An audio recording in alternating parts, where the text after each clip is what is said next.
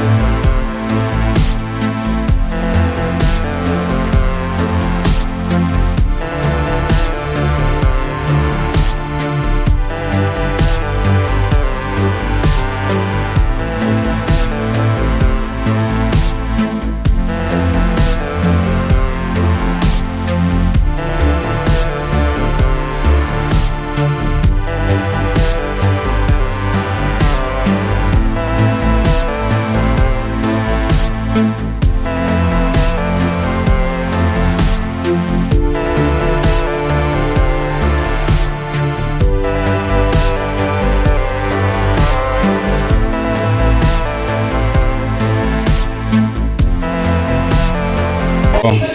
man la Serigne Ahmed Sey, vice-président 6e promotion sortante de médecine bu UGB.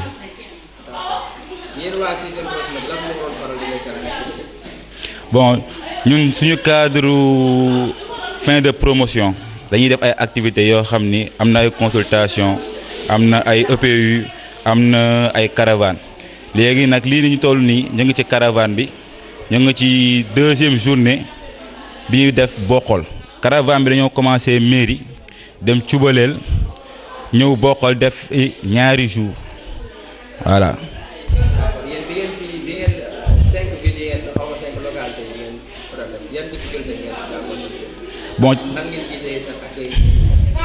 Bon ci 5 localités 4 localités non 4 localités la sax wala 3 localités ci 3 localités yi dem accueil bi waa en gros lépp jaar na yoon ah am na hospitalité ah teg nañ ci ay conditions yu baax ba ñu mën a def li nga xam ne mooy action communautaire ñëw jox population yi soin bi nga ne essentiel ñëw xool leen ñu mën a gis médecin pour seen santé. léegi journée yi est-ce que mën nañ xam le bilan de chaque jour wala façon avancée pour les léegi pour bilan yi bi ñu nekkee mairie am nañ fa plus de 350 patients yu ñu xool Cubaleel am nañ fa environ 390 patients yu ñu xool boo xool fii ñaari journée yëpp bu ci nekk am nañ ci 400 donc suñu bilan global ëpp na ay 1500 di dem waaw. léegi par rapport ak médicaments yi ngeen doon ne ak nombre de patients est-ce que amoo woon tamit difficulté. waaw difficulté la mënul ñàkk parce que ñun association lañ ay amaguñu doole léegi ñun dañoo ñëw ci municipalité yi ak personnes ressources yi dañoo am initiative def suñu caravane ñëw localité bu ci nekk ñu wax ak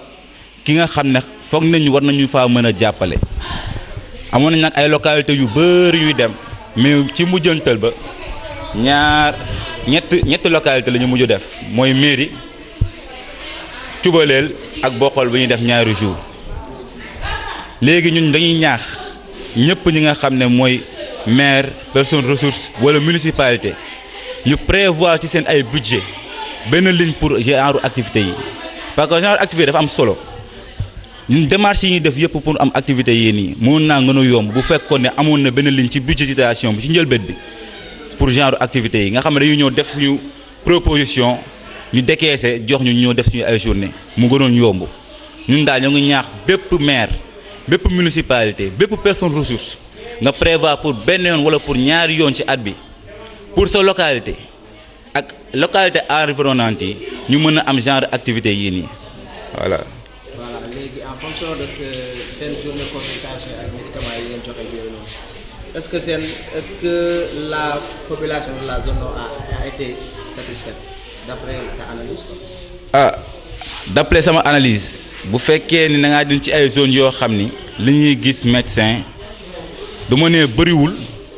waaye lu néew la par rapport ak normal nga ñëw fa indi fa ay médecins ah jox leen ay garab gratuitement plus de 1000 personnes ah man de sama xalaat bu gàtt je pense que les populations sont satisfaites ñun la 6e Prosmed nous on a été très honorés de faire cette action communautaire là merci. Maintenant, c'est quoi la suite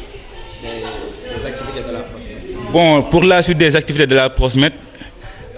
on va faire une caravane. Dañuy def benn caravane pour zone sud bi comme que def nañu zone nord dañuy def caravane pour zone sud bi ñu ngi ñaan yàlla ñu jëm ci ak jàmm matal ko ak jàmm comme ni ñu matalee fii nii ak jàmm merci. Caravane bi ñun dañoo am suñu partenaire bi ma mën a wax mooy suñu partenaire le premier partenaire bi ñu am mooy la région médicale ak suñu ambassadeur Seynabou Ndiaye parce que lépp lii nii ngay gis bu fekkee ne am na tey ñun xalaat nañ ko mais dañ ko gaa dégg mu conseiller ñu jàppale ñu ci matériel ci matériel et immatériel jox nañu ay conseils boole noonu ak ay nit ba ci fii Bokhol suñu contact bi ñu am fii muy monsieur Mbaye Thiam docteur Mbaye Thiam moom moo ñu boole ak moom donc suñu partenaire bi jiitu man damaa jàpp ni mooy région médicale léegi nag ñu mën ñu def benn activité sans suñu avalu UFR 2S suñu directeur suñu CSA suñu ay partenaires lañ léegi am na yeneen partenaires comme ay GHPL comme ay NIA laboratoire NIA comme ay ENDA parce que waxuma pour caravane bi kese damaa wax pour suñu activité Prosmed ñi ñuy jàppale ñëpp pareegul nag mais pour suñu activité Prosmed suñu Medicus ñoom ñëpp jàppale leen ñu donc ku lim juum amoon nañ ay partenaires yu ñu jàppale pour ñu mën a def suñuy ay activités. yi nga xam ne ñooñu jàppale pour réalisation caravane bi am na municipalité yi commençant par les maires les adjoints des maires ak association locales yi telles que ay Croix-Rouge telles que yenn association de jeunes yi pour le développement de leur localité ak structure sanitaire yi nga xam ne ñoom ñoo ñu accueillir commencé par seen ay njiit ICP yi ñi nga xam ne ñu ubbil seen porte jox ñu seen ay local génn seen ay bureau jox ñu ko ñu mën def suñu ay journée ñu ngi remercier suñu partenaires yëpp ki ñu njëkk wax ba ki ñu mujjee wax ak même ñi nga xam dañ leen fàtte parce que ku lim juum waaw ñu ngi leen di remercier ñu ngi leen di jaajëfal. Je suis le vice-président de la 6e promotion sortante de médecine de l'UGB. Est-ce que vous pouvez un peu revenir sur les activités de votre Prosmed? Bon, notre Prosmed, dans le cadre de leurs activités de fin de promotion, on a eu à faire notre cérémonie de lancement, un EPU sur le diabète, l'alimentation du diabète et les complications chroniques du diabète. On a eu à faire une journée de consultation à l'hydrobase et on a fait une caravane médicale dans la zone nord avec 3 localités. Une journée à Méry, dans le district de Pété, une journée à Tchoubolel Lao, aussi dans le district de Pété, et une journée à Bokhol, dans le district de Dagana. Concernant donc la caravane médicale de la zone nord, est-ce que vous pouvez un peu faire le bilan donc,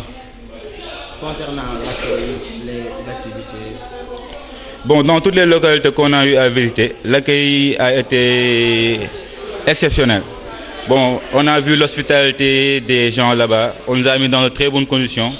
et pour le logement et pour la nourriture, pour aussi le travail. Parce qu'on a été dans des postes de santé qui nous ont donné leurs locaux pour qu'on puisse faire ces activités-là. Donc pour le bilan en chiffres des différentes journées, à Méry, on a eu à consulter plus de 350 personnes. À Tchoubolel, là, on a eu à consulter plus de 390 personnes. Et à Bokhol, pour chacune des journées, on a eu à consulter plus de 400 personnes. Donc ça nous fait environ plus de 1500 personnes consultées lors de notre caravane médicale de la zone nord. D'après votre analyse, est-ce que la population a été satisfaite? Bon, je pense que ces populations-là, je ne dirais pas qu'ils n'ont pas assez vu des médecins, mais la fréquence à laquelle ils voient des médecins est réduite, est très inférieure à la normale. Donc le fait d'amener des médecins à ces gens-là,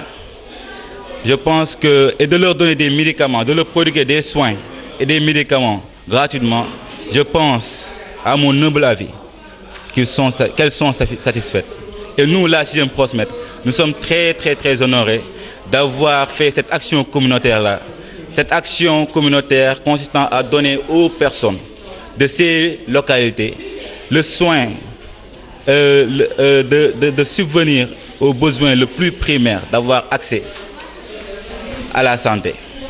Quels sont les partenaires qui vont accompagner pour la réussite de ces différents événements? Bon, pour la réussite de ces différents événements,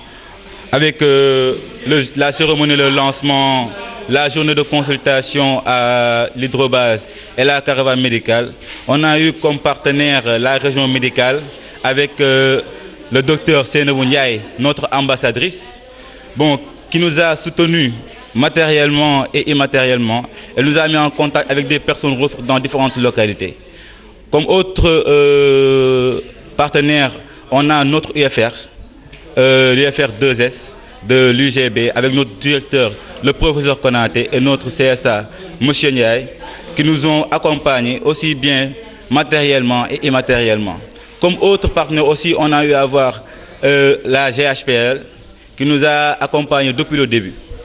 qui nous a donné des conseils, qui nous a dit où mettre notre pied et où ne pas mettre notre pied. Comme partenaires qui nous ont rejoints pour la caravane, on a eu le laboratoire NIA,